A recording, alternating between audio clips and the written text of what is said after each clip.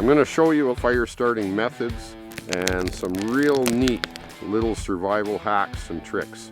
Our TP, put the two together, the most efficient way to get a fire started. I got this little Y stick. Push that in the ground and I can slide them in. These ones are smooth. With the firewood. My daughter is involved with rehabbing birds. Today we're going to go and release some birds. Hi, I'm Greg Ovens, and this is Ovens Rocky Mountain Bushcraft.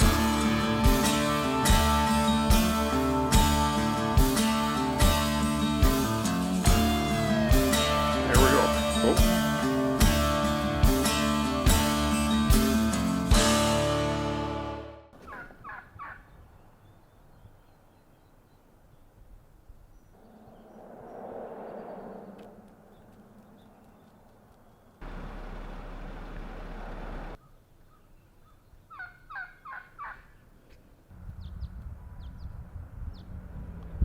I came to a campsite here that I don't usually come to, or not very often, haven't been here for a while.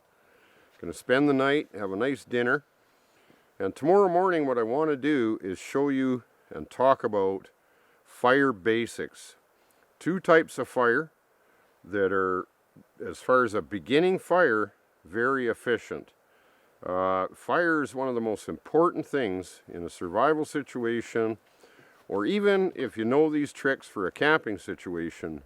We're going to get on that in the morning and show you a couple of really efficient fire starting ways. And for tonight, this will be nice. I'll string my hammock, build a little fire pit, and have my dinner. Right on. I always like to string my hammock up before I do anything. I got lots of daylight, mind you. But it's nice just to get it out of the way, and if I lose track of time or lose light, I'm ready to go for the night.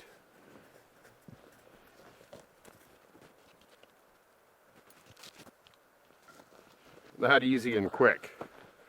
I like this Superior Gear hammock, and I just been leaving my sleeping bag right in it. I stretch it out. That's how long it took, like 2 minutes, and I'm done. So about the only rocks that I have around are near this creek here, because it's still frozen. There's a lot of snow in places. Now, something you've probably read and heard about, they even talk about it in survival books, is that you shouldn't use rocks from a river or creek for your fire pit or cooking or whatever. Now, it is true you have to be careful. If you have rocks that have cracks, water could have got in there and this and that, they can explode on you. But these rocks here are round, solid. There's not going to be any moisture inside them. So I use rocks from a creek all the time for fire pits. I've never had one explode, but you do have to watch, mind you. Don't get ones with cracks and stuff in it. These ones are smooth and they're solid. There's not going to be any moisture in a rock like that. I don't see any example to show you of ones I wouldn't use, really. These are all smooth and hard. I don't have a problem with that. This is really neat rock, you know. Nice sharp stuff too. You could make axes and knives out of this stuff. You know, when you're cooking with rocks, be careful that you don't use rocks out of a river. They blow up. Even sometimes these blow up. Be careful that you don't get injured. You wouldn't want to get a piece of shrapnel in the eye from a hot rock, that's for sure. If you got some glasses or anything, wear them when you're cooking with rocks. Sometimes unexpectedly, they just blow up. These rocks have been exploding for the last half an hour, and not just a little bit, they're blowing up. I'll tell you, I'll show you. But I don't know if it's going to hold up to the heat. It might just blow up, I don't know. Like they're just shooting rocks everywhere. Don't even like getting close to it, really. Could blow up at any second, and it's been blown up. Like just into pieces. Shrapnel everywhere. Sharp pieces. Yeah, they're hot. But look at how sharp this guy is. Oh, that's still hot. We don't want to get a chunk like that flying into our eyes. I don't know if these rocks are going to blow up or what.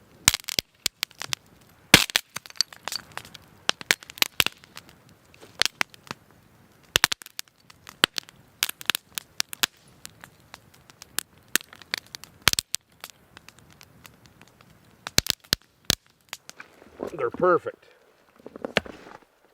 Oh.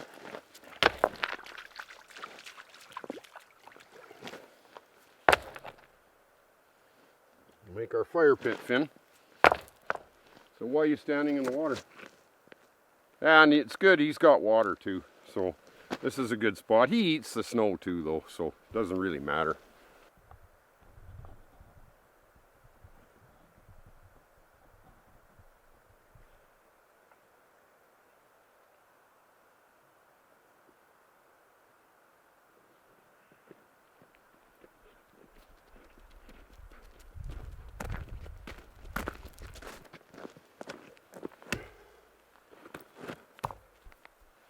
At some point in time, somebody had a fire here. You can see the charcoal.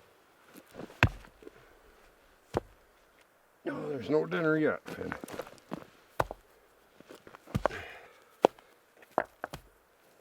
So this is dead willow.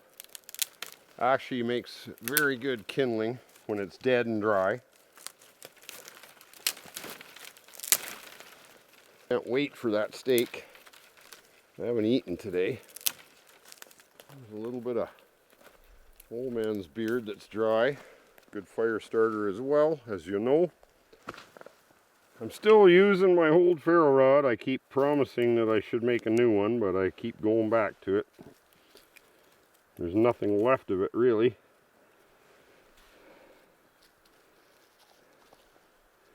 Finding that hard to find spots to strike it.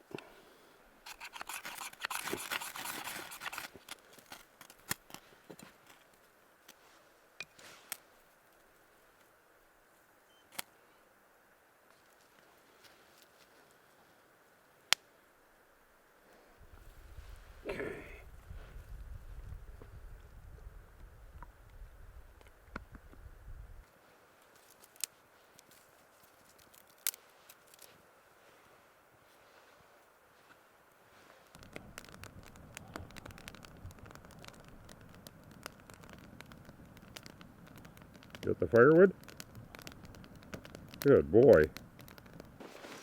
So we just wait for that fire to die down and start cooking here. I'm just doing a steak, probably barbecue sauce on the steak. I've got potatoes and yam, which I'll do in tin foil and butter. It's going to be good. I know some of you have said, oh, well, you shouldn't use tin foil because it can affect your memory and this and that, but I've used it for years. Where did I put that tin foil though? I better find it.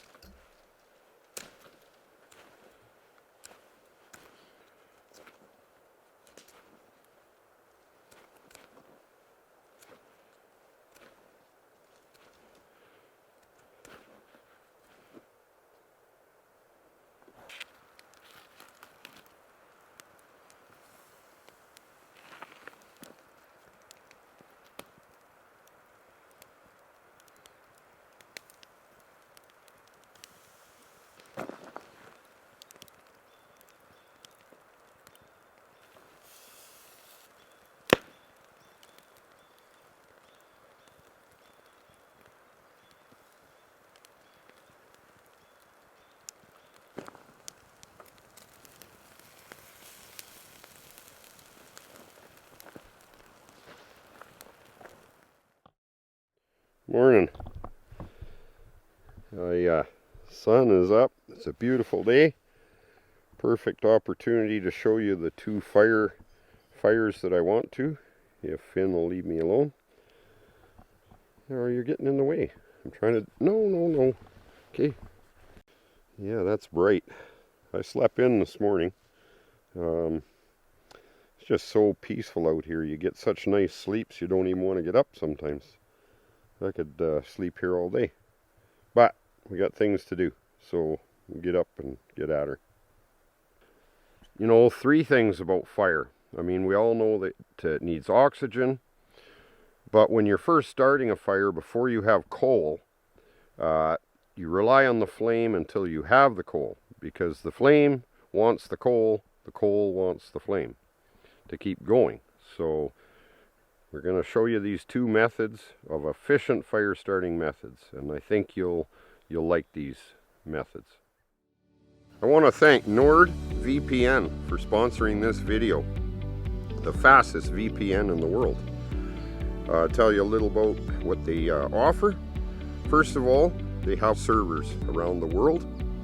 So if you're interested in a sporting event or a program that you can't get in your region or your country, you simply click on and change your IP address to that location so you can watch that program. That's a pretty cool thing.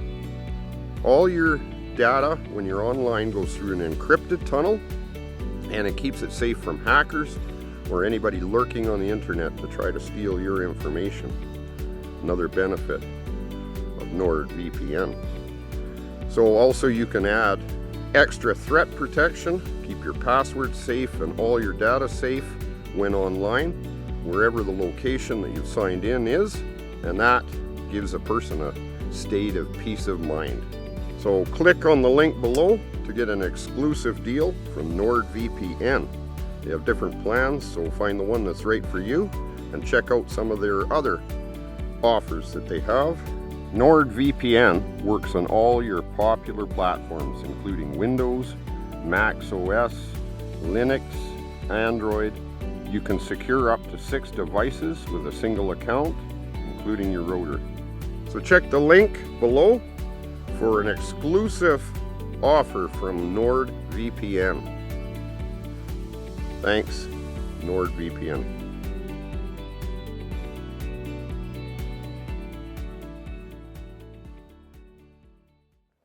So I got these dry, dead branches at the base of this fir tree. I'll grab a bunch of them.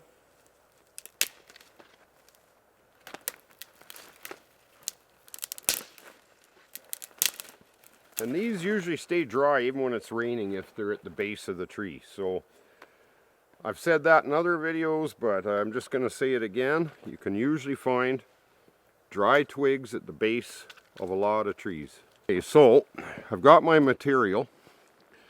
I got this little Y stick. It's about 4 inches to the Y. I'm going to put that in the ground and you'll see why in a minute. Am I still in the camera? So we'll push that in the ground. And then what I want to do with my branches that I collected is find the smaller ones, I'm going to tear them off.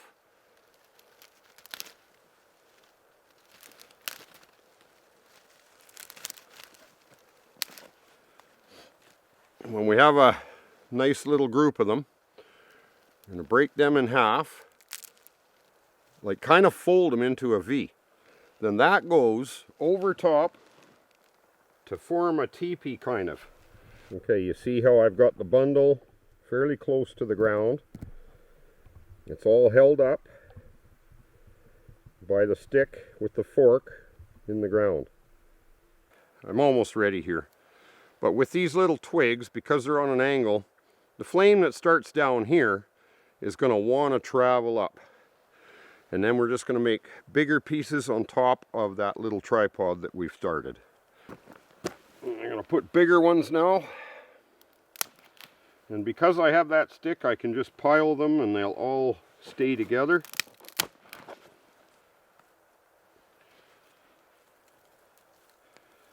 But you see they're all pointing up now, which is good. And there's going to be lots of oxygen that comes in through the bottom, and we don't have to worry about it going out because it's smothered or didn't have enough oxygen. And I also collected a little bit of juniper, which I'm going to put under the teepee now. Light that with a lighter. I'll use a lighter because I'm just trying to show you efficient methods of starting the first fire until you have some coal. If you have some paper, put that under there. So now I have what I'm going to put underneath our teepee bundle. Got some usnea. I've got some juniper dead. And basically I'm just going to put the two together, start them this way. Again, the fire is going to want to, the flames are going to want to go up. So that's what we do. We don't want to start the juniper first.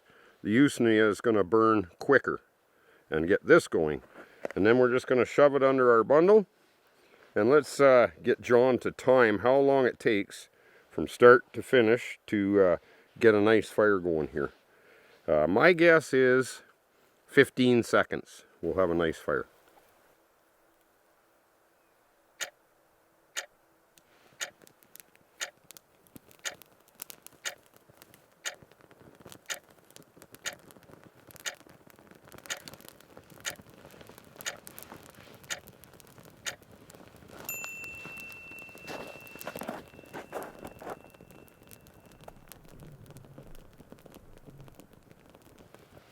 And there you go. Efficient. And then you just put your bigger ones in the teepee frame as well, and you got a decent fire with decent coals in less than a minute. So that's probably the most efficient way to get a fire started. But I still want to show you this other method that is quite efficient as well. So don't forget, if the girls don't find you handsome, they should find you handy.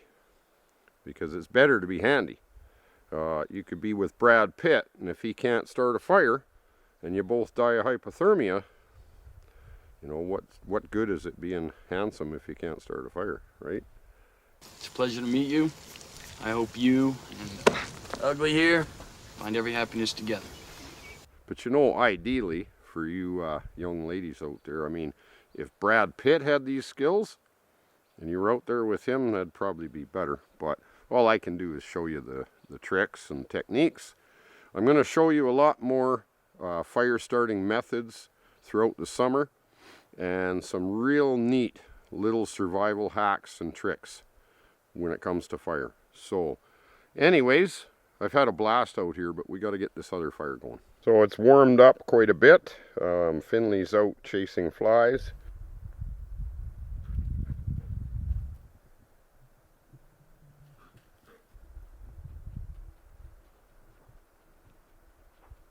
It's one of his favorite things when there's flies out, chasing them around. It's unreal. But show you the second method of an efficient fire. It's more for a camping situation where you have an axe and a saw and cut wood. So I'm going to chop up some kindling and show you the second efficient type fire for camping. The first one's more a survival situation. I didn't need an axe, a saw, or a knife. Just everything that I picked by hand. So this is more for around the camp, and it's efficient as well. And you know, it's funny, to this day there's a fire pit over here, and somebody tried getting a fire going without success, obviously, but they're trying to burn green wood. You don't cut and try to burn green wood. Dead, dry wood, that's what you want. But I mean, you think it should be obvious, but people still do these things.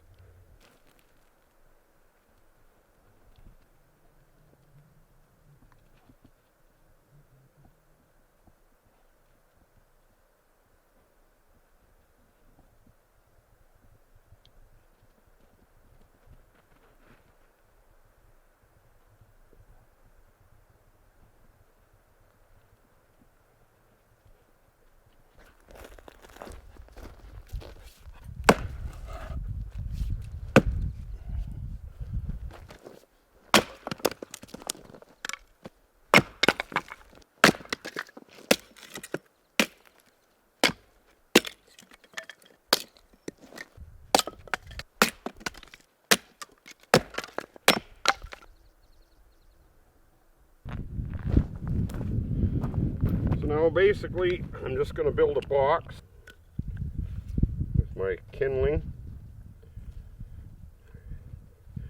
4 bigger ones on the bottom's fine, then I'll go with smaller ones. I'm good at about 10 inches, a foot high. And then I got one piece, once I get my tinder down in here, I'm going to use the juniper and usnea again. And then I got a piece, I'm just going to cover this, and away it goes.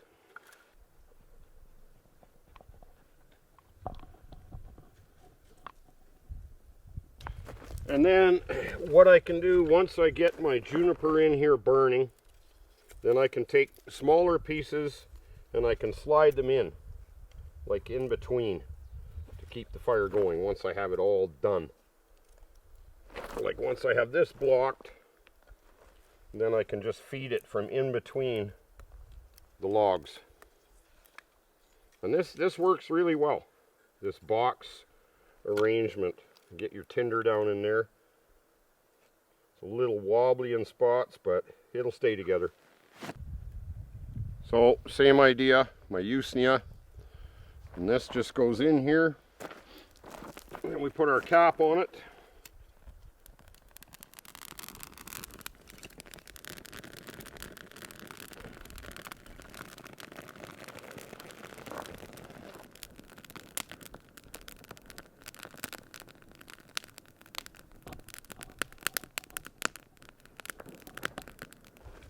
So what actually happened is it didn't quite catch, and my tinder branches, my juniper burnt up, and the rest of the frame didn't catch. So I'm just going to have to do it again.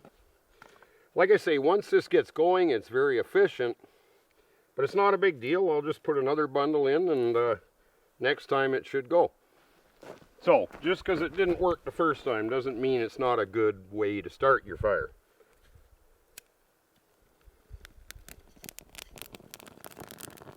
We'll throw little twigs in it this time.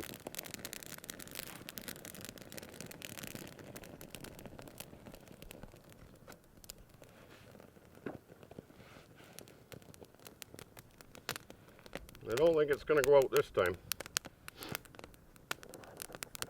You see? It didn't quite catch the first time, but once it gets going, this is a perfect style to get a fire started.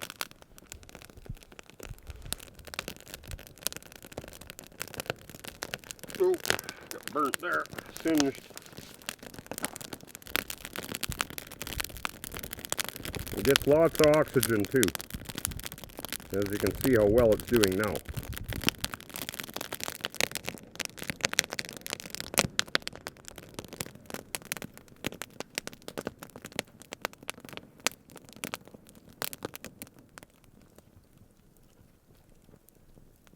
So I think I mentioned this before, but my daughter is involved with rehabbing birds, eagles, hawks, owls, also bear cubs, skunks, and miscellaneous other wildlife. Today we're going to go and release some birds that she was involved in the rehab with. And this is kind of exciting to follow her, and we're going to release a hawk and a couple owls. It's an hour and a half's drive to where they came from, and that's where we're going to release them. So this will be cool. So what kind of hawk do we have? Rough-legged hawk. Oh, okay. Cool. You're not putting us on the video. Well, yeah. It's all good. Okay, so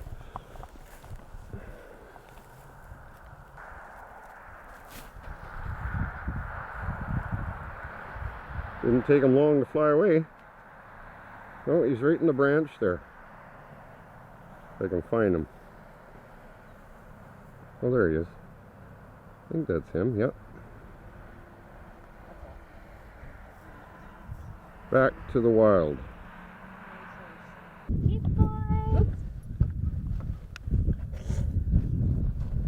You're the one that found it. What's your name? Oh, Chris. Oh, Chris. Okay. She's probably going to want out right away.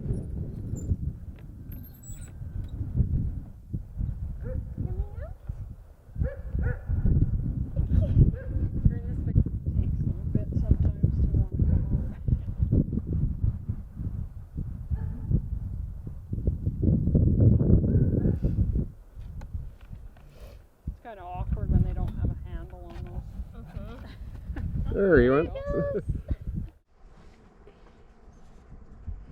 A little pygmy owl.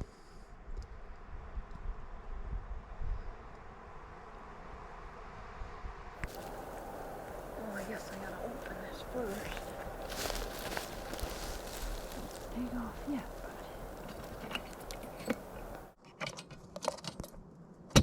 Okay, just a sec before you pull it. yeah, I know.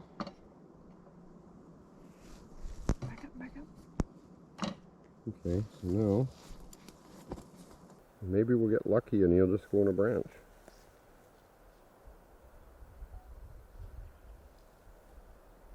Pygmy owl, he's about the size of what? He's smaller than a Pepsi can.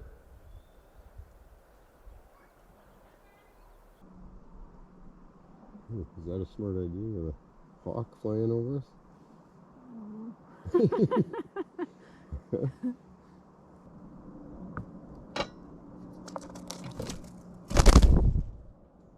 He flew right past my lens.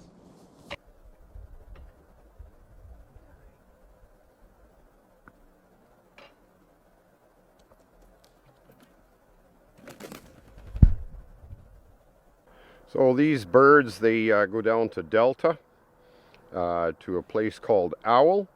They get rehabbed for approximately a year, and then they get flown back here by Pacific Coastal Airlines. And then we take them back to where they were located and release them. And that was a lot of fun today. 3 birds, the hawk and the 2 owls. It was pretty cool.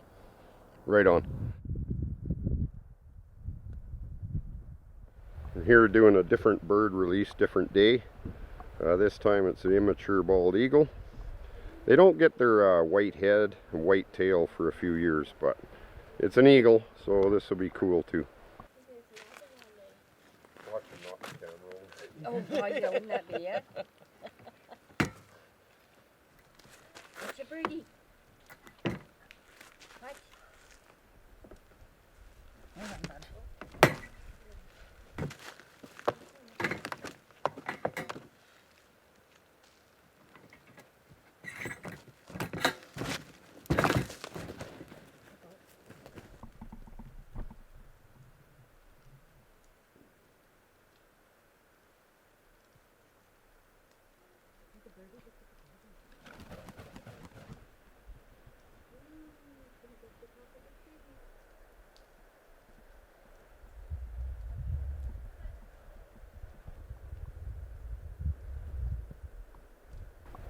We were under the impression it was an immature bald eagle, but it was had all its colors.